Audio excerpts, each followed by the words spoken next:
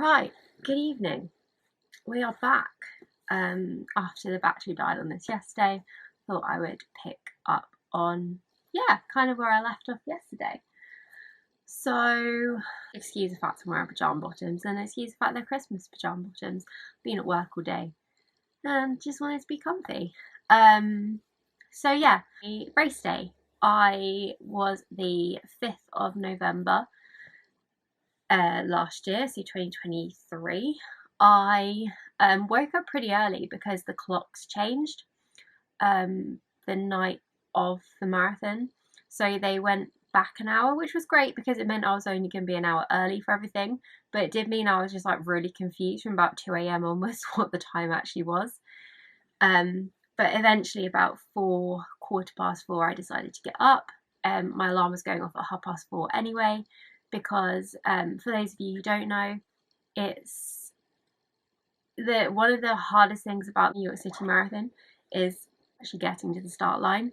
So there's various ways that you could get to the start, and my chosen way was the Midtown bus, which is what we were recommended to get by Sportsfield International, because they would walk us to that point.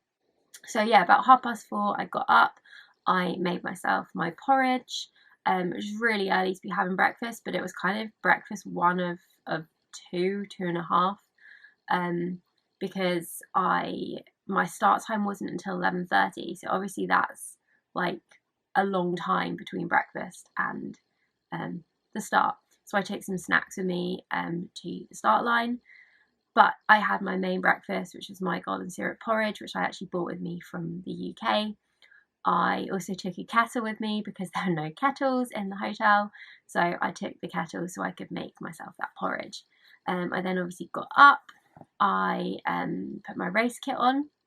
So in here, I will insert the video of me talking about my race kit, which was filmed at home prior to me going out. So top 2XU running hat, sports bra.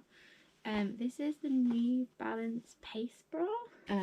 And then top, we have likely going to be wearing this. This is my Purdy Performance top. It's the top from my running coaching group. And then my shorts, I'm going for the Sweaty Betty Power shorts in this print. And yeah, this is my waistband. It's the Naked band. It's quite expensive, but I actually really like it. It doesn't seem to budge at all. I kind of wear it on my hips. And it's fine. I can fit 250ml flasks in there, and all the gels that I need. So yeah, that's that. And then I've got this power bank. And then last but not least are my shoes. These can get upset talking about it. These are the shoes I bought literally just before everything went wrong. I treated myself to them because I'd done so well during the marathon training blog, and then the next day I did my shins. I had my shin splint problem, and honestly, like, I was so upset because I was like, am I even going to get to wear them? Am I even going to make it to the start line? And yeah, these are the shoes I bought.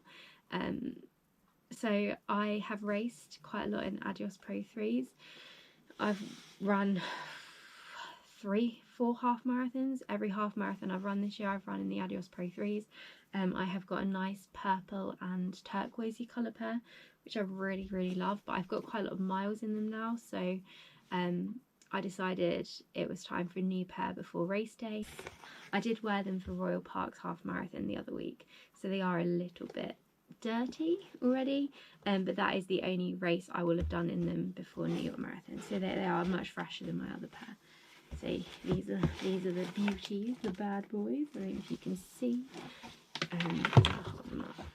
So I then put on all of my layers, well, not all of my layers, some of my layers, because I didn't want to put too many layers on and regret having them all on too early. So as I said, there's quite a long wait at the start, so I headed to the bus. So I met down in the hotel lobby at 5:30 in the morning for my 6 a.m. bus. When we got to the bus queue, which is only about 10-15 minute walk from the hotel, so quite reasonable, there was a huge queue, absolutely insane. Took about 45 minutes to get to the start of that queue. And obviously it's not ideal when you are running a marathon that you are standing around for so long, but that was all right. We got to the front of the queue. And one of the nicest points about that was at the point of that I was nearly at the front of the queue. I was looking down the avenue. I don't know what avenue, no, road, street it was, but you could see all the way down to the eastern side of Manhattan where the sun was rising. And I got a really nice picture of that. Obviously the photos don't quite do it justice, but I'll put that picture in here. And then eventually I got on the bus and started the bus journey to Staten Island. It took about an hour, maybe just over an hour, and there was a really pretty sunrise. It was really annoying because the bus I was on was had like this like mesh on the window, which meant that I couldn't actually get a picture of the sunrise, which was really disappointing, but it was such a beautiful sunrise. And yeah, eventually got to Staten Island, got off the bus, headed through to the kind of start area. What they do in America to get into the start area as well was you had to go through security.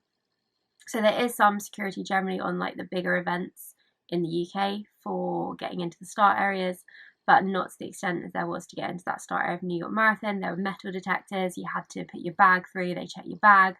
Had to take like all your headphones and watch off, which was really stressful in itself because I was a bit worried about putting my watch and my my headphones into my bag, my start line bag, because I was worried they were going to get broken or something, or I'd lose it. Anyway, it was all right. We got through. And just to add to that, you get a clear plastic start line bag. So there was no bags to transport to the finish line from the start, which means everything I took with me to the start, I either had to carry with me on the run or get rid of. Fine, I knew about that. I also was very prepared for a long wait. And my start time was 11:30. I think I got to the start maybe about 10 past, 8:15. And then I basically got in, I joined a toilet queue and I got talking to some people in that queue, which was really nice, including got talking to someone from America who was running for the charity set up by one of the families of someone who died in the Boston Marathon bombings. So it was really nice talking to him. And also he was running London Marathon this year, which is actually, as I film this, in 2 days' time. So that was really nice to kind of share my insights into London Marathon, just some tips on that. So yeah, joined the toilet queue. Toilet queue took ages. We were for about an hour. Some of that was our own fault because we joined like a toilet queue for a really small set of toilets, but there were plenty of toilets everywhere. I probably could have been done within about half an hour in a toilet queue, but because I joined the wrong one, basically, where there was only about 3 toilets, it took a lot longer, but that was fine. It meant the time went, obviously I got talking to people, which meant the time went quite quickly. So by the time I'd done all of that and done the toilet queue, it was maybe like 10 o'clock, which meant I only had about an hour and a half, maybe an hour and 45 minutes to my start time. So I was really worried that I was going to be sat around for ages and really bored, but actually, by the time I got there, by the time I'd done the toilet queue, it wasn't actually too bad. I took plenty of layers with me because, as I said, there was quite a lot of sitting around, but it was quite warm actually for the time of year. So bear in mind it was the beginning of November. It was about 15 degrees at the start, and I think for the whole race it was about 17 degrees. So it was pretty warm really. I did end up putting all my layers on at the start in the end, but that was fine because I just donated them in the charity bins. And then, yeah, before I knew it, it was time to get in the start line. I have never known a start process so efficient as it was there. I won't lie, literally like the corrals opened, you got in your corral. I was in the corral for maybe like 5-10 minutes, then the corral closed, and then you walk into the start line, and then we're at the start line for like 10 minutes, if even that. and then we were off. I was on my way. What what was really weird is that I had some friends who were running it from my coaching group, and they were really, really fast. They were in like the first wave. So they practically finished by the time I'd even started. As I said, my start time wasn't until 11:30. So it was quite late. But that was fine. I was prepared for that. I had some snacks, had plenty to drink in the start area, and just yeah, we got on our way. There are a few panic messages on the WhatsApp group from my running coaching group because obviously they were tracking me. And they're like, "Has anyone seen Hannah yet?" And I was like, "Guys, not even started," because they were worried, I think, that something had gone wrong, that I hadn't even started. But as it happened, I just hadn't even crossed the start line by that point. So yeah, generally it went good. Obviously, as I'm talking about this, I'll intersperse some photos. I went out with my A goal to try and run 5.5 hours, and actually up until about 15 miles, I was actually doing pretty well at keeping on the pace that I wanted to. And my pace didn't really drop actually. If I can, I'll put up my splits for the, I think it was every 5k they had the timing maps.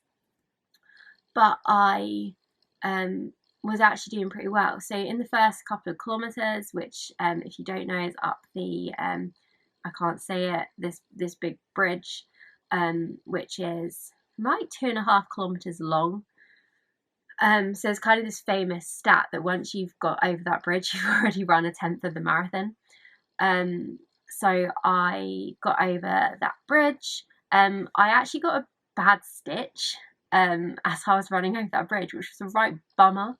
I think it was just the excitement of the start, and just kind of like the exhilaration, the running up a slope to begin with. It did eventually go. I did manage to pretty much run through that stitch the whole time. And yeah, we got through into Brooklyn. So I ran through that. The stitch finally went about 10 kilometers. And I'd say the crowds were crazy. I have obviously got quite a bit of experience of running races in the UK. And let's just say the British crowds are quite reserved compared to the Americans. There was a lot of cheering, a lot of shouting, a lot of music. It was just great. It was such a lovely atmosphere. And there's one part that was my absolute favourite. I can't entirely remember where it was. I know it was, I want to say it was like Williamsburg or something.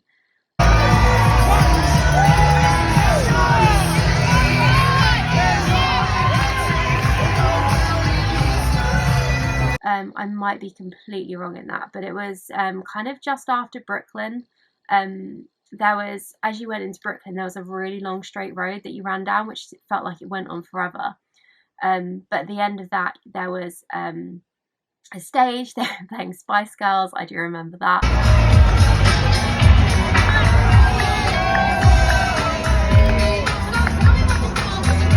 And then you kind of carried on through, and then yeah, we went down this quite narrow road, and it was just crowd lined, and that was incredible. I videoed that. I don't think it's come out very well, so if I have, I will put it in here.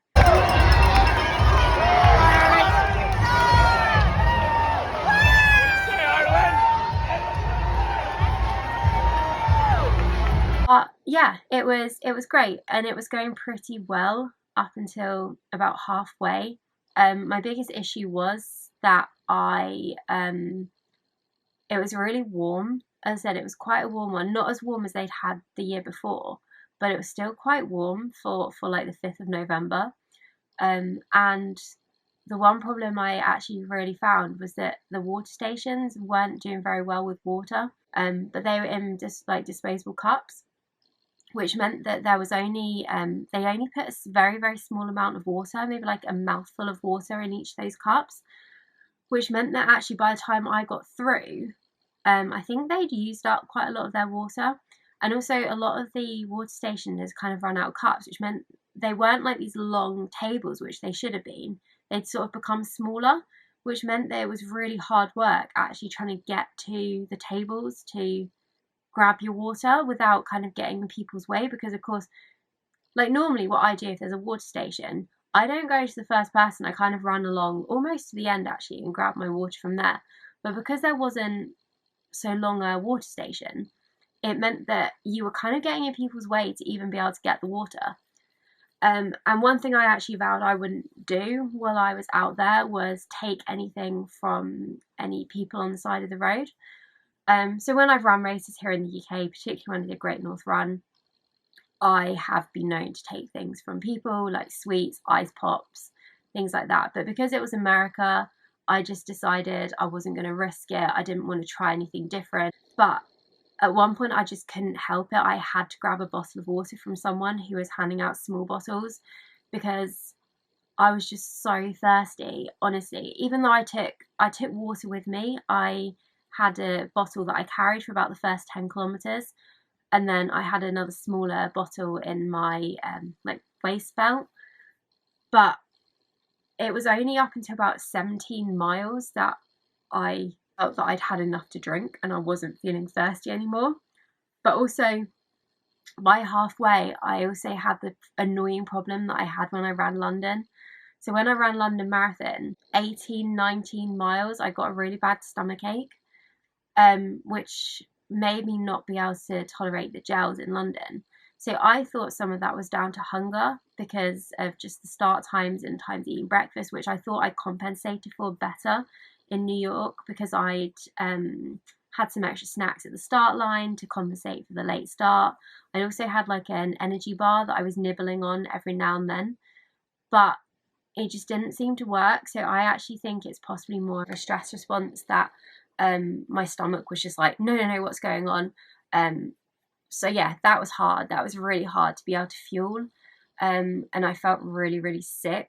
So I ended up, I think a lot of, because there were people tracking me and they were cheering me on, I think I put a message on the WhatsApp group for my running coaching group just to say I was struggling. Like I just felt really, really sick. But also some of that could have just been the thirst and like the heat. I don't really know entirely what it was, but all I know is that it hadn't happened in my training, even when I got up to 30 kilometers. So I can only imagine it might have been the stress, the anxiety, heat, I don't know. But I put this message on the WhatsApp group and they all came to my rescue. They were just cheering me on so much. And some of those people I'd never met at that point. But that community is just something special. Like I can't even explain it. But having running buddies who are cheering you on despite never having met you was just incredible. So yeah, I got through up to about 16 miles when I hit that horrible Queensborough Bridge. And that was a killer. So in my training, like obviously I'd looked at the elevation, and in my training I had basically done the elevation goal of the same amount of elevation as New York City Marathon, but all the training I'd actually done was short, sharp hills. I didn't really account for the long, slow hills that New York was going to be, particularly those bridges. And it was at 15 miles that I'd already slipped about a minute behind my pace. And I just knew at that point that I thought, you know what, I'm not going to make this 5.5 hour goal. Or if I do, I'm really going to have to try and push it. And I just wasn't in that mindset. I think because I didn't have anyone there to sort of cheer me on, I thought, you know what, I'm out here. This is a once in a lifetime thing. I'm just going to enjoy this. I'm just going to enjoy it now. So we went over this bridge, which was horrendous. If you've ever done New York City Marathon, you will know what I'm talking about. That bridge at 16 miles was long. It was just that uphill just felt like it was never ending. And there's a really nice point there about halfway up where you can get a nice selfie with the New York skyline. And I was trying really hard to keep up with my pace. And at that point, I thought, you know what? I'm going to go and take that picture. I don't care at this point. I just want to finish. I just want to enjoy it. I just want to remember the experience. So yeah, said picture. And yeah, I then got down off that bridge about 16, 17 miles and got the lift I needed at that point. Coming off that bridge, like, you got crowds everywhere. The noise was great. That was also the point where there was the Sports Tours International cheer squad. So I'd actually like written on my hand where it was supposed to be, including the side of the road I thought they'd said it was on. But I said it was on the left-hand side of the road on my hand. Turns out it was on the right-hand side of the road. But because I knew it was coming up, I actually saw them, if that makes sense. And then I moved across to go and see them. And I cannot tell you how much this meant to me. As I said, I was out there by myself. I had no one out there cheering me, and that was hard, like harder than I thought it was going to be. But as I approached the cheer station, as I said, Anna from the running channel was out there, and I just heard like someone shout, "There she is!" and like looking at her phone, and I was just like, no way, they're actually tracking me, and they're actually keeping an eye out for me. And that was just amazing. Like, I'm getting emotional like talking about it, but like, just that strangers who you've never even really met were looking for you and cheering you on. And I just needed that cheer right at that very point. It was yeah, it was what I needed. I went to say hi to them, ran past, had a high five, and yeah, carried on.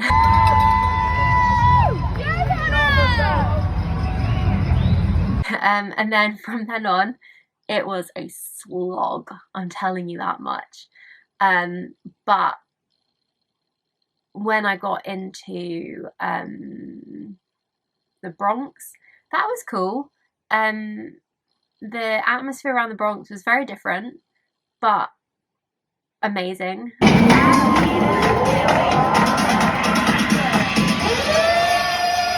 And much needed at that point. And then again, I was really struggling to like eat anything, to take any gels, but I was just trying my absolute best. And then I was getting messages through at this point as well from people who are out there, including just a shout out to like Jemima and Becky, who sent me messages, just trying to make me realize the enormity of what I was achieving. One of the best things as you came out of the Bronx, as you came back into Manhattan, because of like the grid system in New York, it was pretty cool at points, as I mentioned about the sunrise. But as you were running down, you could see the Empire State Building. So you were like running towards the Empire State Building, which was so cool. And obviously at this point, it was getting like it was getting more towards sunset.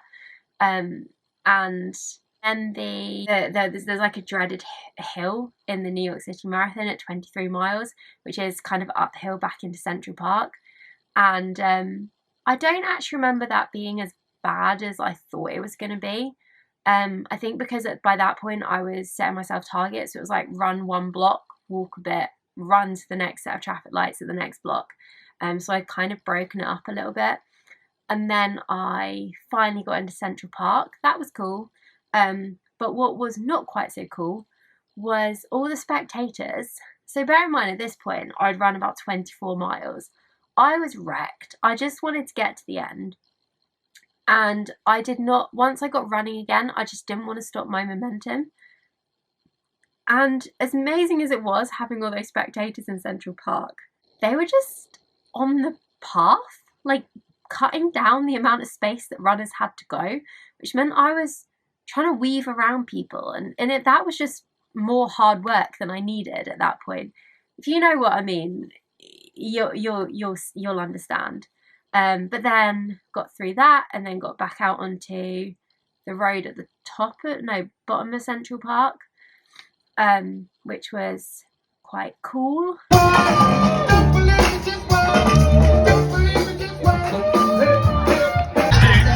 Looking great. Fantastic job today. And by this point it was dark, and I knew at this point the finish was nearly there. One thing I would say is I was actually really worried about finishing in the dark, being by myself and like getting back to the hotel in the dark by myself. But honestly, it was amazing. That bit to the finish, as I said, was uphill, which was mean as it is. But it was just like the lights. They had so many bright lights and pretty coloured lights, and I'll put some of my finished pictures in. But it was great. It was amazing. But if you are going to finish in the dark in the New York City Marathon, be prepared for the photographers and their flashes. They are blinding. I'm not going to lie. I got blinded by a few photographers in that last few hundred meters. But it was cool. I got to the end, and yeah, I did it. I won't lie, there were some tears. As I said, it wasn't the best lead up to the marathon, but the fact I did it, I got out there by myself, I achieved it, and yeah, I finished it. I became a 2-time marathoner, and I did get a personal best. I ran a 20-minute personal best on a tough course, tough conditions, and honestly, like, it was insane. Like, the fact I'd gone out there by myself, ran a marathon, got a new personal best on a tough course in tough conditions, just was incredible. Number of people who I'd seen who are much better marathon runners than I am, who struggled on that course, made me realise how much of an achievement it was that I'd ran this 20-minute personal best. So I'm excited to see come September when I run Berlin, all being well, what I can achieve on a flat course closer to home with hopefully some supporters with me. So yeah, so I finished, I got to the end, I got my medal, and another thing I was really not expecting in that finish, which I was so much appreciated, because I think if this didn't happen, I would have really struggled at the end. I was waiting for a photo of me and my medal, I think it was, and I just hear this, Hannah. I was like, what? Like, what's going on? And there was another girl from our coaching group called Hannah, who she found me at the finish line. And that was so nice to be able to meet someone who I knew at the finish, share that little bit of an achievement, and walk with them. I've got this really funny video, which I'll put in here, of the end, where you've got everyone with their ponchos. It's just like, I just want to sit down. I just want to sit down. But no, they make you walk quite a long way to even get out of the park. But I eventually got out. I made my way back to the hotel, and yeah, I will pick up kind of beyond that later.